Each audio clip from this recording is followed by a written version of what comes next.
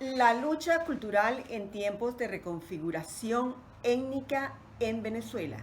Esta conferencia fue dictada el 14 de noviembre de 2019 en el Auditorio de Mecánica y Materiales de la Universidad Simón Bolívar, auspiciada por el Decanato de Estudios Generales, la Dirección de Cultura y la Asociación de Egresados de la Universidad Simón Bolívar, coordinada por los profesores Jonás Estrada y Claudia Fabiana Vargas.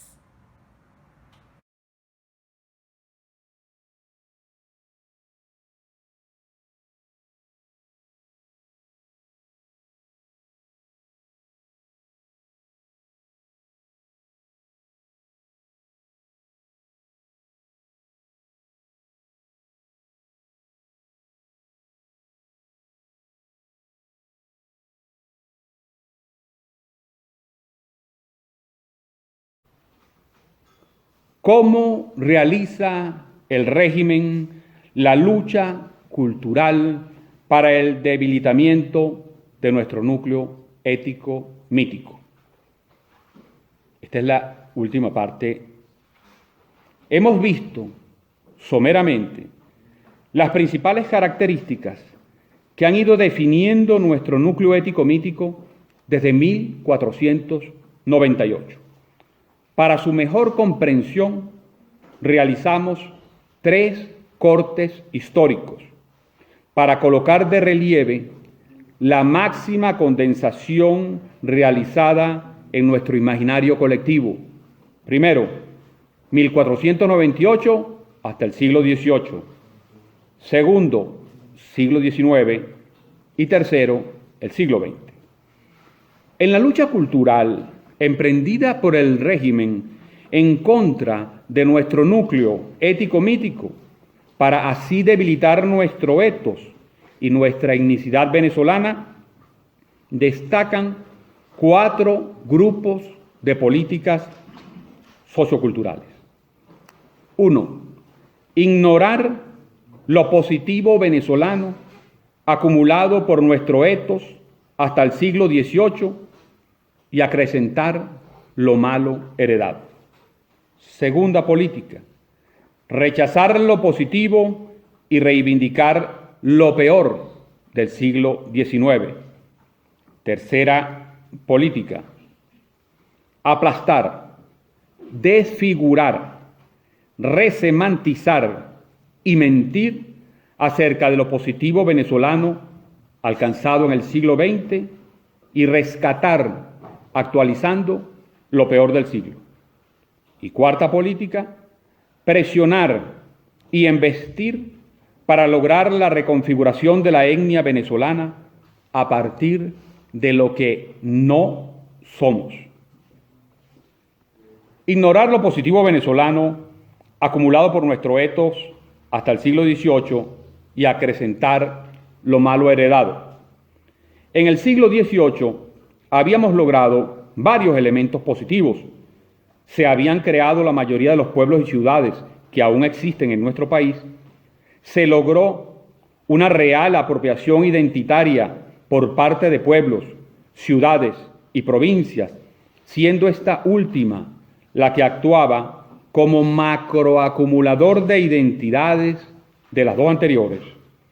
Estos pueblos y ciudades habían desarrollado un sentido de pertenencia identitaria en 3 niveles: en la escala de su propia extensión territorial, en la escala de la provincia a la que se sentía pertenecer y en la escala del Estado español.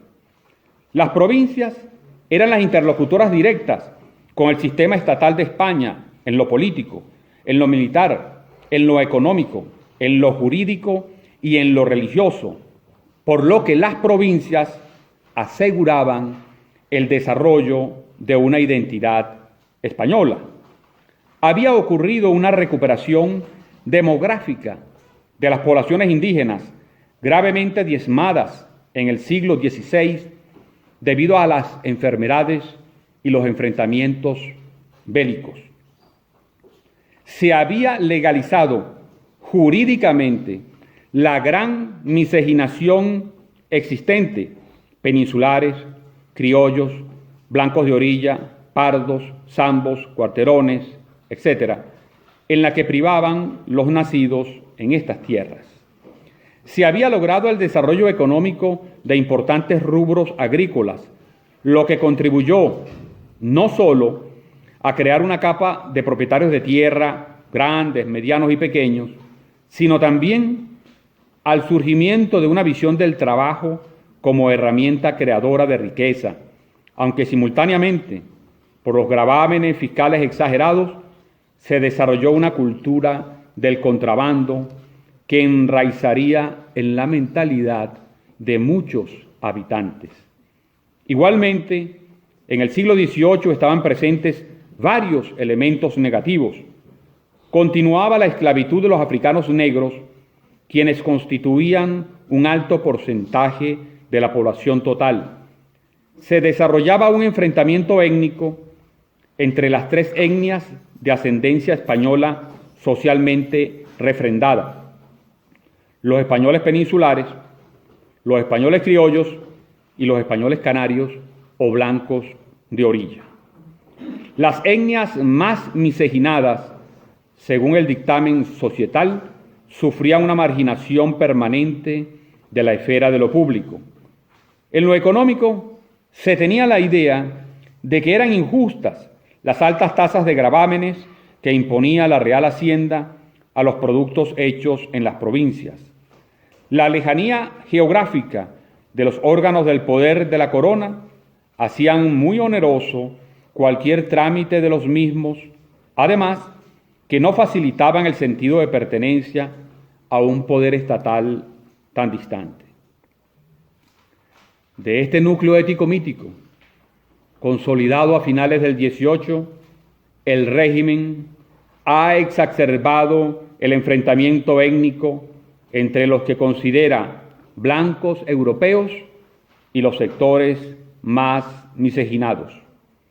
Ha marginalizado el aporte de la etnia negra en la construcción del país a través de sobrevaluar su ascendencia en parte africana subsahariana, a semejanza de los negros bozales, queriendo que sea la única etnia que permanentemente se identifique con el continente del cual provino hace ya 3 siglos, mientras no hace lo mismo con quienes en lógica secuencia deberían ser llamados euro-venezolanos, americanos venezolanos y asiáticos venezolanos.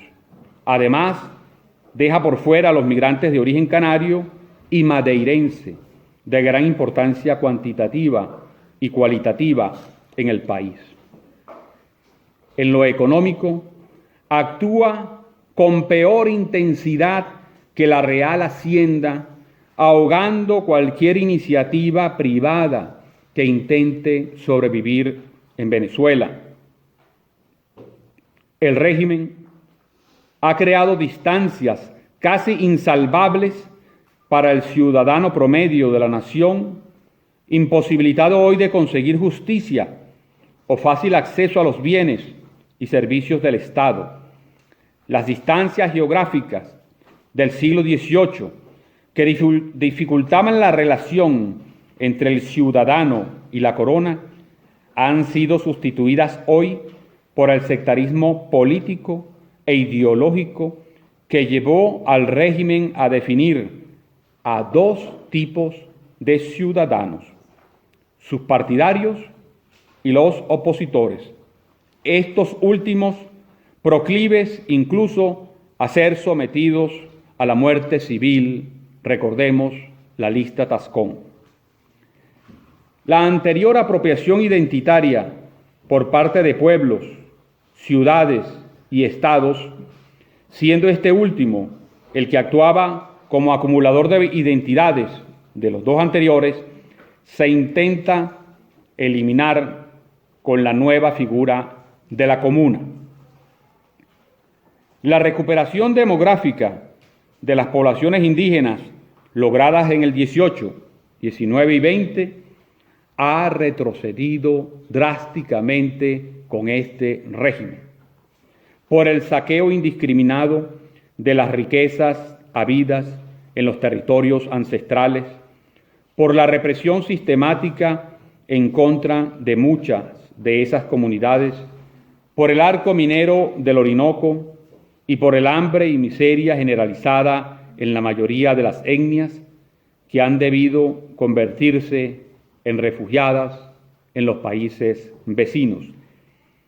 La sensación de desarrollo económico a través del trabajo alcanzado en el siglo XVIII ha sido totalmente destruida y sustituida por la constatación de una ruina económica generalizada.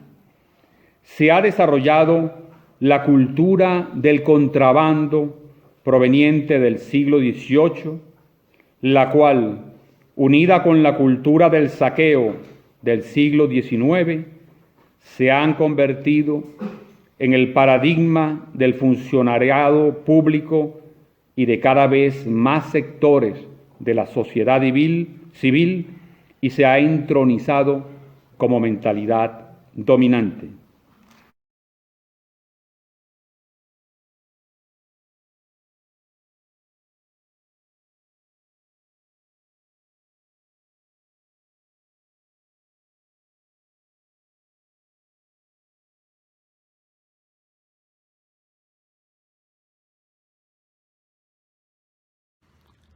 Estimado videovidente, gracias por haber entrado en nuestro canal. Nos veremos en el próximo video.